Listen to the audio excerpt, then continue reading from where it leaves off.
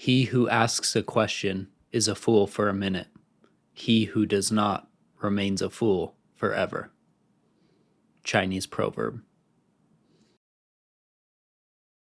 Today I have a question I want to share with you that has been so useful to me when it comes to self-realization and awakening and enlightenment. It's really like a self-inquiry type of question, but it's also more like a koan too. So what a koan means and why Zen koans are notoriously mind-bending is because they're not meant to be answered literally. So the question I have for you today is just like a koan in the sense that the answer it's pointing to is not a intellectual mental answer. It's not something you arrive at through thinking. It's something you realize in your direct experience. That's why it's such a great question for awakening. So keep that in mind when trying to answer that question.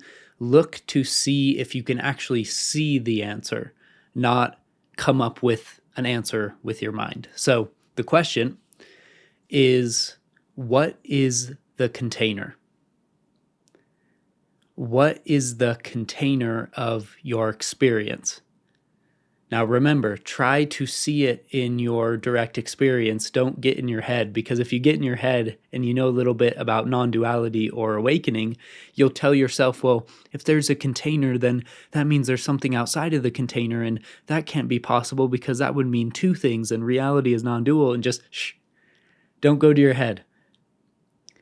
Look and see if you can see what the question is pointing to. What is the container?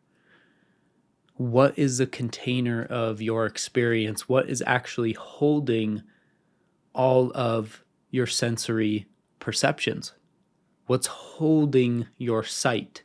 What is holding your feelings, your thoughts? What is the space or the field that is happening within? What is the container? If you are able to realize what the container or the field is, then congratulations, you have found your true self. And this is what is known as the true self, because it's what you actually are. You aren't this thing you've been identified with your whole life. You aren't this thing you've been wrapped up in. You are this field, this container. And this thing you've been wrapped up in is really a conceptual, abstract bundle of memories, thoughts, feelings, future hopes, and fears. That's what we could call the ego. That's what you've been mesmerized with. But this question, what is the container? It gets you to take a step back. It gets you to realize that there's a field that this little bundle we call you is happening within. And this field itself does not have a past or a future. It didn't come from somewhere and it's not going anywhere. It just is. Literally, it just is being. And it's impersonal. It's not personal in that sense. It doesn't really care if you go left or right. It doesn't care if you eat chocolate or vanilla ice cream. It doesn't care what you do with your time. It's just there. And the more you realize that, paradoxically, the more you contemplate this question of what is the container, the more you fall in love with life. The more you have mystical experiences, the more you have profound shifts in consciousness and awakenings, and the more at peace you feel. And that sounds so weird, that answering the question experientially of what is a container would lead you to that, but that's what awakening is. Awakening is really nothing other than recognizing this container or this field, and then identifying with that more so than this bundle of thoughts and feelings and fears and narrative that you've been so enmeshed in. And that space, that shift of identity away from this person with this history and all of these problems and fears and insecurities and all of this guck, basically, moving out of that and into the field is paradoxically what allows you to handle and deal with this, egoic stuff with grace and wisdom. Because as long as you're enmeshed in it, as long as you're completely absorbed into this narrative and this storyline, this sort of limited state of consciousness, you can't handle it effectively. You're reacting to yourself, you're fighting with yourself, you're going to war with yourself, basically, you're fragmenting yourself, which actually only takes you further away from the field that is containing it all. There's no division in this field. It completely encapsulates everything. That's why we ask the question, what is a container? Because it's always meta. It always goes beyond whatever you're imagining or picturing, because to imagine or picture anything, it has to be there first to allow you to do so. So that's why we ask this question. And that's also why you can't arrive at it through an intellectual understanding. Because if you think you've thought of it and you've come up with the answer intellectually, notice that that answer, whatever that is appearing within the container. It's appearing within the field. So you can't get outside of it in that sense. A knife can't cut itself, like Alan Watts would say. Mouth can't eat itself, like Alan Watts would say. You have to just recognize what it is, because it's what you are. You can't get outside of it and look at it like you want to. You have to just recognize it. It's like not Alan Watts, it's like what Ram Dass said. You have to extricate yourself out of this identification. What does extricate mean? It means you free yourself from the bondage you find yourself in. And that bondage is essentially a lack of awareness of the answer to the question, what is the container? It's a lack of awareness of this field. That's what being bound means. That's what being trapped means. It means you're not aware of the freedom that is true. So extricating ourselves out of that means we start to recognize it more and more in our lives. We start to see how this field has always been there, always will be here. It's eternal. It's not going anywhere. It's not coming from somewhere. Nobody put it there. Nobody created it. And it has no limit or boundary. So it's infinite. And extricating ourselves into that identity, it does sound kind of weird at first. And it seems like, how does this connect to my practical life? Like, how does this help me be a better person in my relationships? How does this help me feel better? How does this help me in my job? How does this help me with all of these things, right? How does it actually help identifying with this being? It helps, again, because now there's space. Have you noticed that when you're lost in your ego, it feels constricted? It feels restricted? It's because it is. It's because it's a limitation. That's why you feel so wound up.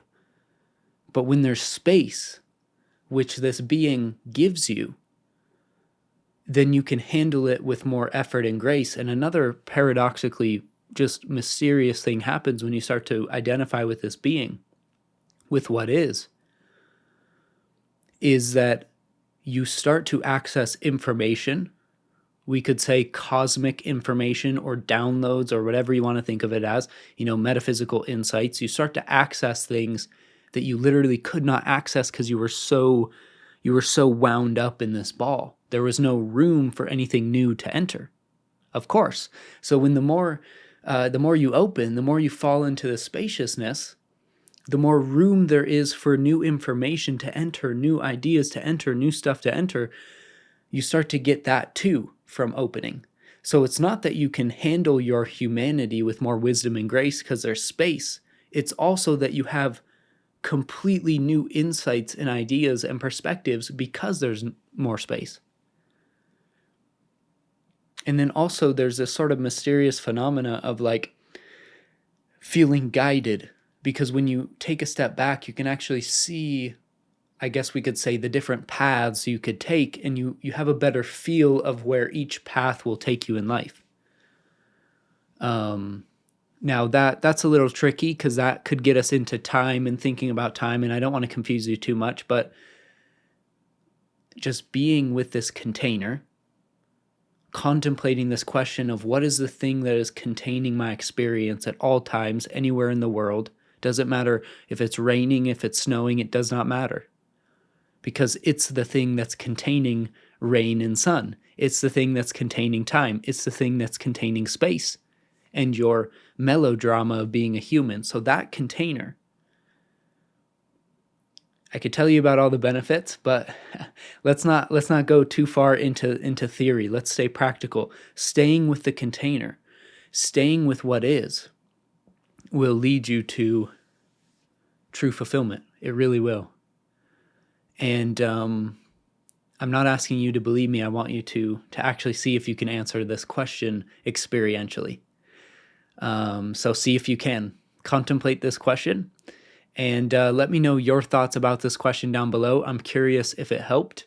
And also hit that like button for me and check out my ebook. It is on sale today only.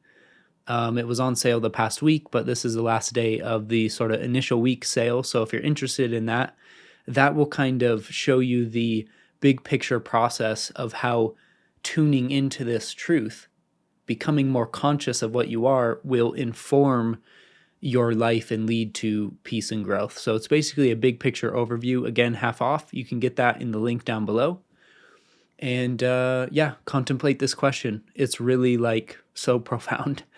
And it's just the question, at least for me, and this just came to me. I didn't get this question from anywhere. Of course, all questions in, excuse me, all questions into the nature of the self are essentially the same. You're looking for what is actually true. But this angle of like, what is a container, to me just really helps because it pulls you back. You know, when you're asking like, what is or what am I, you're too close to see it. But when you ask yourself, well, what's containing everything? Then you have to open your aperture. You have to step back and look, what is containing everything? What contains my thoughts and my feelings and my visual perception? What is allowing that to happen? What is allowing any of this to happen at all? Oh my gosh. Right? I see it.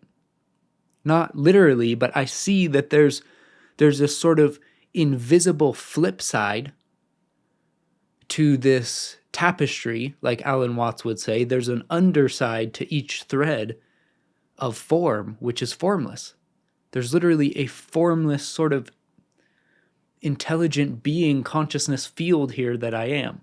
Now we're getting into answers, but that's how I experience it. It's profound. So contemplate it. It's very helpful. And yeah, hit that like button for me. Let me know your thoughts down below. Check out that ebook if you're interested. And I'll see you in the next one. Peace. Hey, thanks for tuning in. If you enjoyed this episode and want to learn more, visit pursuitofspirit.com.